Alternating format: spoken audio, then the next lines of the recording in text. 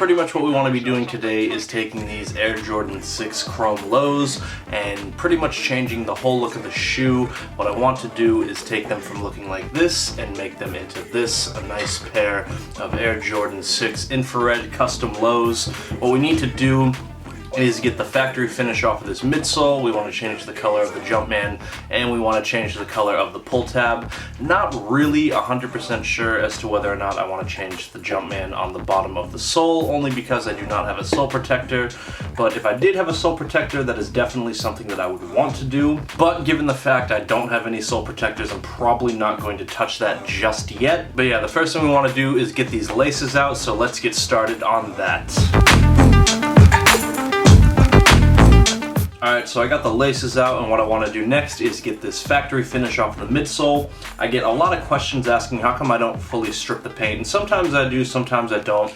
But the reason I don't strip the paint on a brand new pair of shoes is because it doesn't need to be stripped. Ultimately, what you're looking to do when you strip the paint off of a midsole for a restoration or off of a worn pair of shoes for a custom is getting the old cracked paint off so you can have a smooth surface to work with. But it's a DS pair of shoes, which means that there should be no cracking within the paint on the midsole. All we really need to do is get this factory finish off, because if you try painting a midsole or an upper without removing the factory finish, you're just going to run into a lot of problems later on down the road. But without any more further ado, I've got my cotton balls right here, and I have my acetone right here. For anyone that's just tuning into my video for the first time, I always let you guys know that I take an old bottle of nail polish remover and I fill it with straight acetone. You can get acetone from any hardware store. And we are going to get this midsole nice and stripped.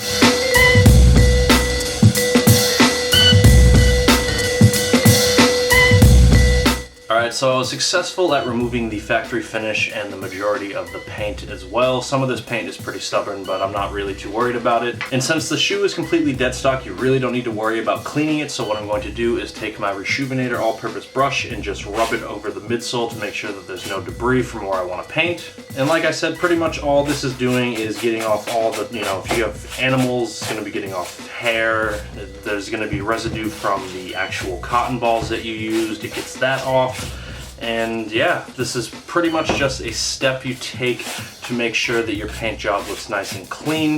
It's definitely something that I never skip out on. Even if I have to clean the shoe, I always end up doing something like this before I start repainting a midsole. And it is looking like it is okay to paint at this point. What we are going to be using today is Angelus Infrared 2014 and Angelus Flat Black. We are also going to be using a mixture of duller and matte finish, but I'll be showing you guys that a little bit later in the video. Before we actually get painting, I want to tell you guys to follow me on Instagram. My username is the exact same as it is here on YouTube. It is at xChaseMaccini. I will leave links in the description down below, and there should also be a little name here on the screen for you to follow. Like I say in every single one of my videos as of recently, if you guys want to keep up to date with what I'm doing long before it shows up here on YouTube, be sure to follow me on Instagram. I posted a photo of the finished product of what we are aiming to achieve today a couple of days ago before actually filming this video. So like I said, be sure to follow me on Instagram so you can see what I'm doing long before it shows up in your subscription feed.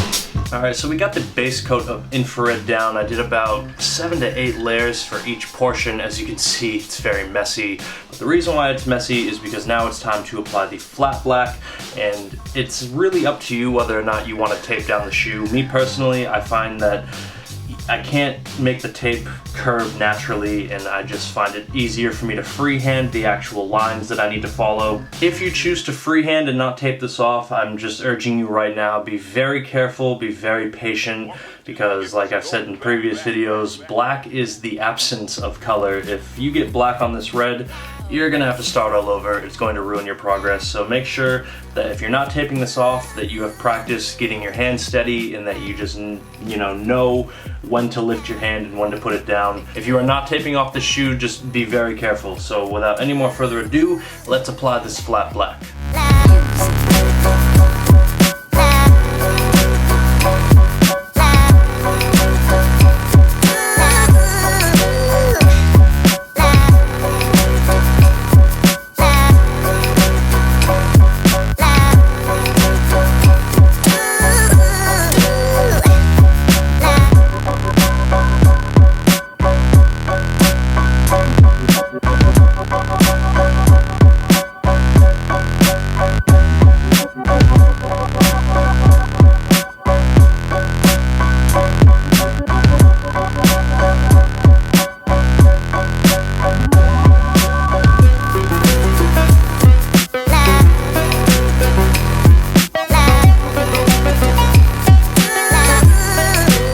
And now that we're done with the midsole, what I want to do, and I'm just going to let you guys know right off the bat, 100% honest with you, I don't know if there's a factory finish on the pull tab, but it's really not something that I want to risk. So what I'm going to do is just take some acetone to the heel tab, just in case, like I said before, if there is some sort of finish on here, I want it to be removed so the paint will actually adhere to it.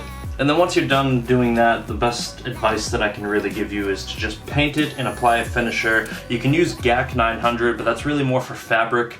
I mean, you're pretty much painting something that's not really meant to be painted. This is colored rubber right here. It's not painted. No matter how much you scrape at it, this color right here, this chrome color, is not going to come off. So if you're doing this for a customer, pretty much all you got to do to tell them is that the paint on the pull tab, there's a good chance that it might not last and might not hold the test of time, but it's going to make this custom look a lot better if you just paint it and apply a finisher on top of it, just to kind of prolong the life a little bit. So yeah, let's get to painting this pull tab.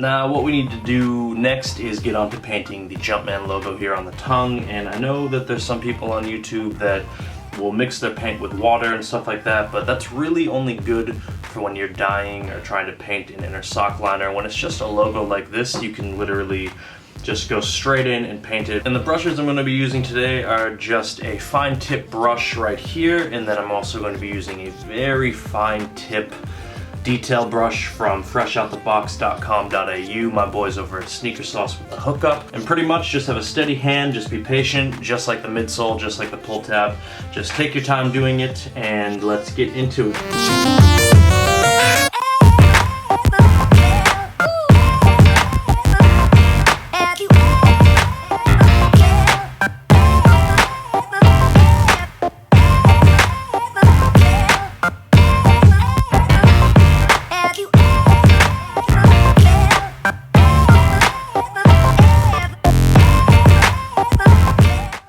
And the last step for us to do is pretty much apply the finisher, and what I'm going to be doing, like I said in the beginning of the video, is using Angelus Matte with a little bit of duller. I tend to use some droppers. You can get these at any art store. You can probably even get it at a pharmacy. Pretty much what I do is 10 drops of matte. For every 10, I add 1 drop of duller. So if I want to do 30 drops, I'm going to add 3 drops of duller. So I'm going to mix this up real quick, and we're going to get this finisher applied to the midsole and the pull tab. We're going to get these laces in, and we're going to see how this pair looks when they are joined together.